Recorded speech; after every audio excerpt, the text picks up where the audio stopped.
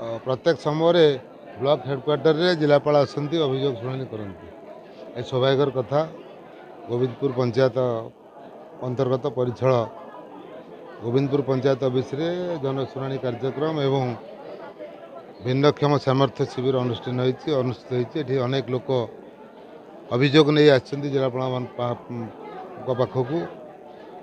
निश्चित भाव में यह एक शुभ सूचना शुभ संकेत।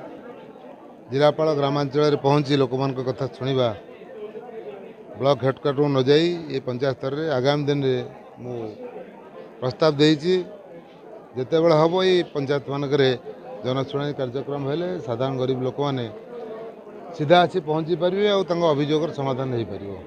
अनेक अभियोग समाधान होती अनेक इनक्वारी जाइए। निश्चित भाव में यह एक साधु पदक्षेप आम स्वागत करुचु। अंचलवासी आनंदित अच्छा खुशी अच्छा सीधा सड़क जिलापाल को गाँव में पाई आम समस्त मिलमिशी सहयोग कर साधारण लोकर जो मौलिक समस्या गुड़िक अच्छी से कि समाधान हो पार तार एक भल पदक्षेप कह जहा बहुत दिन पर आम सरकार आसला गोटे मिलित जनशुणाणी आरंभ होती। बोलोड ब्लॉक डकाई कि बेगुनिया बोलोड ब्लॉक रे समस्त आसछन्ति। बोलोड बेगुनिया ब्लॉक समस्ते जो माने प्रधानमंत्री आवास वंचित होते जो माने घर राशन कार्ड वंचित होते ए विभिन्न भूमिहीन मु देखुची बहुत दिन ये भूमिहीन मानकर आप्लिकेसन बहुत ग्रहण कराऊँ।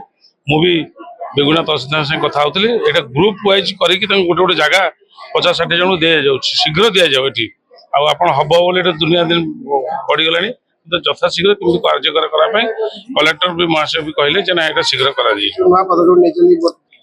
भल लगुच। देखते आप बर्तमान विभिन्न लोग जो हैरान होते ब्लॉक जाकि जो ब्लॉक रे एकाठी कले समस्त भल सुविधा हुए। पंचायत है बेले कम समय मिलूला लोक जानी पार नुले आसी पार नुले यहाँ जहाँ गोटे भल आम सरकार आसला दिन भल पदक्षेप नहीं आज आम गोविंदपुर पंचायत रे आम जनशुणाणी लोकसेवा शिविर आरंभ करूँ।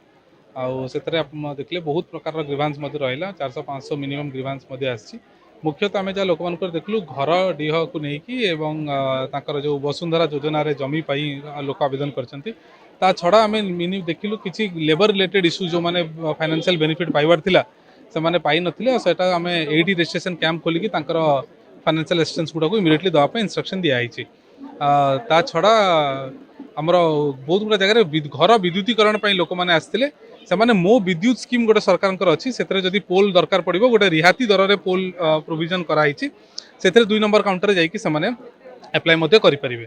आगामी दिन में आम प्रत्येक जनशुणाणी बेले आम टीपीसीओडीएल टाटा पावर तरफ गोटे स्पेशल कैंप करूँ सो लोक मानकर जार कनेक्शन दरकार से आसिकी एप्लाय करें।